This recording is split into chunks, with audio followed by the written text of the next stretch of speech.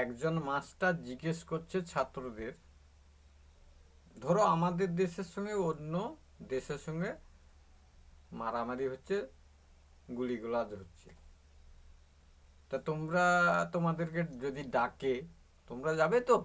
তোমাদেরকে তো জিনিসপত্র নিয়ে যেতে হবে। মানে হ্যাঁ যাব। আচ্ছা ঠিক আছে, তুমি কি নিয়ে যাবে?